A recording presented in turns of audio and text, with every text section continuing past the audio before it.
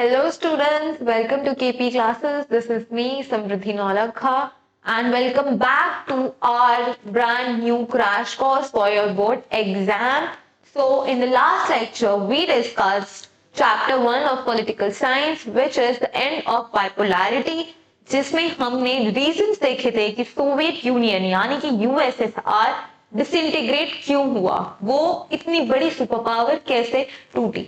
So in part 2 of this chapter, we are going to discuss what were the consequences of that disintegration. So without any wasting time, let's begin. So अगर हम बात करें consequences of disintegration की, again it's a very important 6 marker question which can be asked directly in the examination. So first and the foremost reason, क्या impact पड़ा था उस disintegration का? पहला reason, it meant the end of cold war confrontations. जी हाँ दोस्तों, जो आइडियोलॉजिकल वॉर दोनों सुपर पावर्स के बीच में चल रहा था वो अब अचानक से क्या हुआ, खत्म हो गया. So the dispute over whether the socialist system और capitalist system, it was over. Socialist system कहीं ना कहीं पूरी तरीके से तबाह हो चुका था एंड सिर्फ कैपिटलिज्म अब ग्रो करेगा, यानी कि यूएस की हेजेमनी अब हमें दिखाई देगी. Then comes power relations in the world politics change. It led to the change in relative influence of ideas and institutions. क्यों? क्योंकि सिर्फ कैपिटलिज्म बचा था एंड कैपिटलिज्म के आइडियाज एंड इंस्टीट्यूशंस वो हमें देखने को मिले. USA became the sole superpower. Backed by the power and prestige of the USA, capitalism and capitalist economy was now the dominant economic system. सिर्फ अब capitalism ही था. Each and every country was following capitalism only. Then capitalism को follow करते करते institutions like IMF and World Bank, it became powerful advisors. इन्होंने loans देने शुरू करे, advise करना शुरू करा. Then how countries can boost their economies. तो ऐसी ideologies, ऐसे advices institutions like World Bank and IMF ने देने शुरू कर दिए. Then end of the Soviet bloc paved the way for the emergence of many new economic countries. Soviet block के खत्म होने से ऐसी नई कंट्रीज आई जिनके खुद के इंडिविजुअल एस्पिरेशंस थे, एक ऐसी आइडियोलॉजीज थी जो वो खुद शोकेस करना चाहते थे.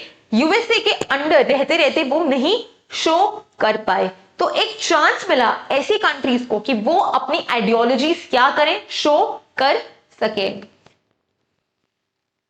देन एक टर्म आता है shock therapy in the post communist regime. Communism खत्म हो गया, सोशलिज्म खत्म हो गया, यूएसएसआर अब टूट चुका है, अब आगे क्या. शॉक थेरेपी इसको क्यों बोला जाता है?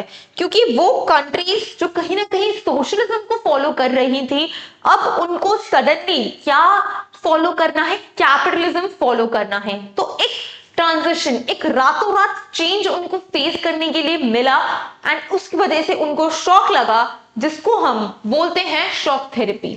So it was a model of transition in Russia, Central Asia, East Europe from an authoritarian socialist system. वो socialist system क्या था? Authoritative था, authoritarian socialist system था.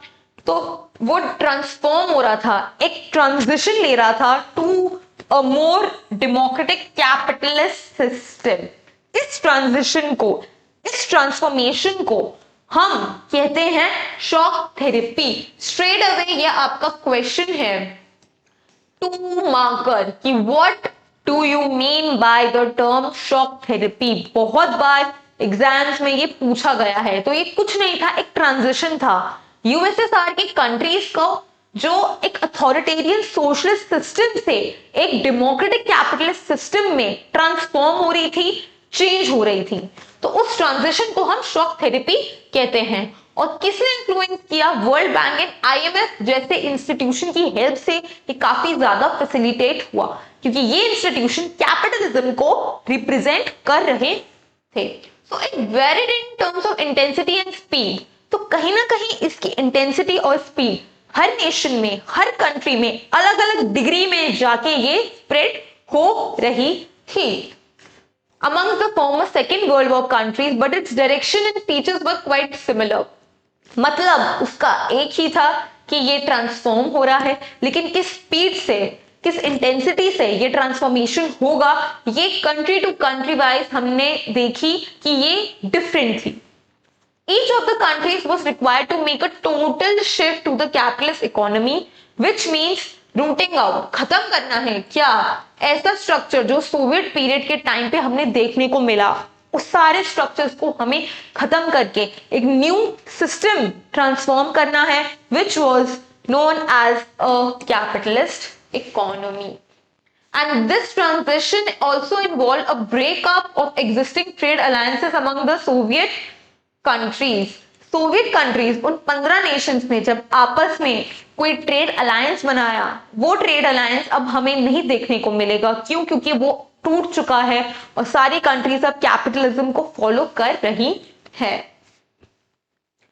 अब इस शॉक थेरेपी के भी कुछ कॉन्सिक्वेंसेस, कुछ इंपैक्ट हमें देखने को मिले कि एक ही चीज अगर रातों रात आपको पता चलता है कि आज से आपको ये ड्रेस नहीं, सिर्फ ये ड्रेस ही पहनना है फॉर द नेक्स्ट 15 ईयर्स, तो आपको ऑटोमेटिकली शॉक लगेगा.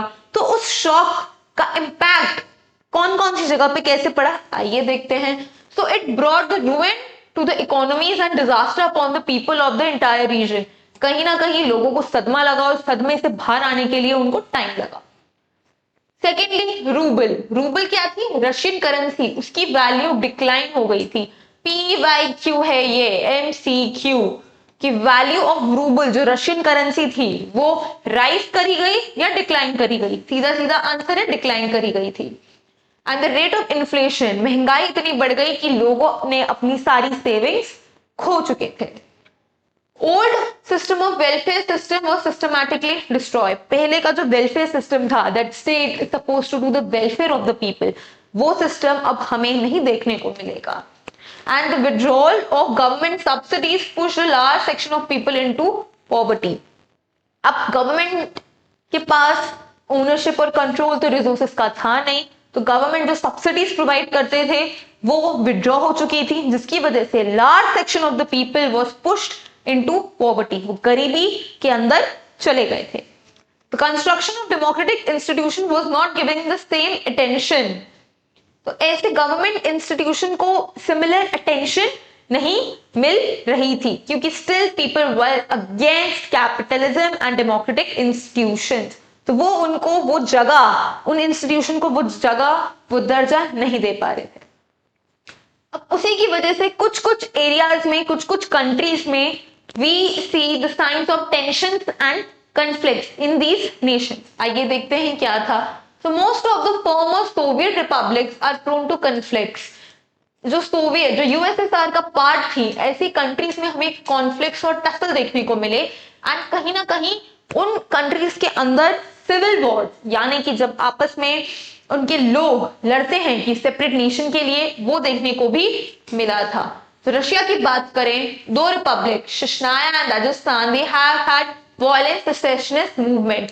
दे wanted to withdraw from Russia और उनको एक सेपरेट नेशन बनाना था. एग्जाम्पल नंबर 2, तजाकिस्तान ने सिविल वॉर को विटनेस करा 10 साल तक, 2001 तक. जब 1991 में डिसइंटीग्रेशन हुआ, तब से लेके 2001 तक तजाकिस्तान ने 10 साल का एक full fledge civil war witness किया था.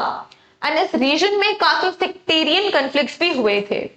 देन सेंट्रल एशियन कंट्रीज, वहां पे भी काफी ज्यादा कंपटीशन बढ़ गया था, specially because of oil company, क्योंकि this region is specifically known for oil production region. यहाँ पे ऑयल की मात्रा हमें बहुत ज्यादा मिलती है, जिसकी वजह से टसल हो रहा था और अभी भी हो रहा है.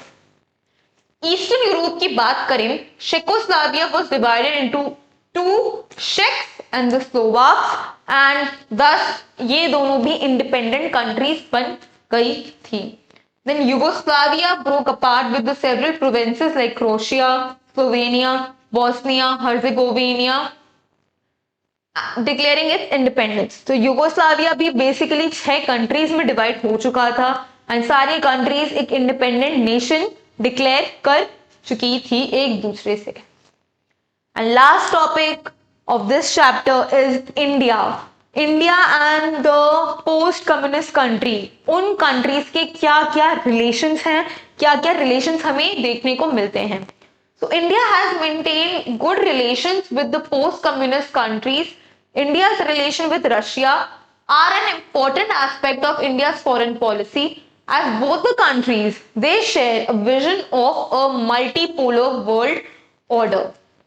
So India के good relations हैं with all the post-communist countries, and India के जो relation है Russia, they are considered as an important aspect, क्योंकि इंडिया का major natural gas and fighter jets हम आज भी रशिया से इंपोर्ट करते हैं. Right down in the comment section कि इंडिया ने 1971 में यूएसएसआर के साथ कौन सी ट्रीटी साइन करी थी, और इस ट्रीटी का इम्पैक्ट और इस ट्रीटी की हेल्प हमें किस वॉर में देखने को मिली थी. Write down in the comment section. Then comes, अभी तक more than 80 bilateral agreements have been signed between India and Russia as a part of Indo-Russian Strategic Agreement of 2001. So काफी more than 80, अगर NCRT की बात करें 80 से ज्यादा bilateral agreements दोनों countries में साइन हो चुके हैं, एंड अभी भी इंडिया और रशिया के रिलेशंस काफी नॉर्मलाइज हो रखे हैं. And then India benefited from Russia over the issues like Kashmir, energy supplies, access to Central Asia, balancing its relation with China. कहीं ना कहीं Russia as a mediator help करता है हमें नॉर्मलाइज करने में हमारे रिलेशन किसके साथ, चाइना के साथ. तो बहुत ज्यादा हेल्पफुल है Russia. And Russia benefited from this relationship because India is the second largest arms market for Russia. तो Russia is basically an importer for us. हम अपने आर्म्स, अपने वेपन्स, अपने फाइटर जेट्स रशिया से इंपोर्ट करते आ रहे हैं, और ये अभी की बात नहीं है, काफी टाइम से हम रशिया से ये सारा सामान इंपोर्ट करते आ रहे हैं. तो इंडिया एंड रशिया के रिलेशंस काफी ज्यादा नॉर्मल है.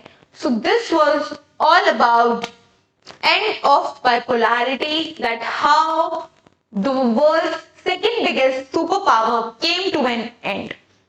ये जर्नी स्टार्ट होती है कोल्ड वॉर से, कि कोल्ड वॉर स्टार्ट हुआ था 1945 से लेके 1991 तक. और 1991 क्यों? क्योंकि यूएसएसआर जैसी बड़ी सुपर पावर टूट चुकी थी, और उसके इंटरनल प्रॉब्लम्स की वजह से वो टूट चुकी थी, जिसकी वजह से यूएसए को एक जरिया मिला, एक वे मिला कि वो एक सोल सुपर पावर ही, यानी कि एक हेजेमन के रूप में एस्टैब्लिश हो सके और अपनी हेजेमनी क्रिएट कर सके. So thank you guys, thank you for watching. And I am reminding you that for CUET exam you can have access to our courses. वो भी बहुत इकोनॉमिकल है, in just 4999, in which you will be getting all the stream. If you are from humanities, whether if you are from science, whether you are from commerce, आप अपने सारे domains including your language, including your general test, आप बहुत economical price में अपनी preparation को boost कर सकते हैं. And it will help you to boost your score in CUET exam. And in case अगर सिर्फ आप जनरल टेस्ट और लैंग्वेज पे फोकस करना चाहते हैं, तो उसके लिए भी हमने एक कोर्स लॉन्च किया है in just 2999, which is very economical for you guys. तो देर किस बात की, अभी के अभी आप हमारे ऐप पे जाइए, आप इन कोर्सेज को एक्सेस कर सकते हैं. And follow us on Telegram, join our WhatsApp group, join our YouTube channel, follow us on Instagram, so that you can have each and every update in for your examination, whether it is boards or whether it is CUET. So I'll see you in the next lecture. Till then, take care. Bye bye. KP Classes, dedicated to excellence.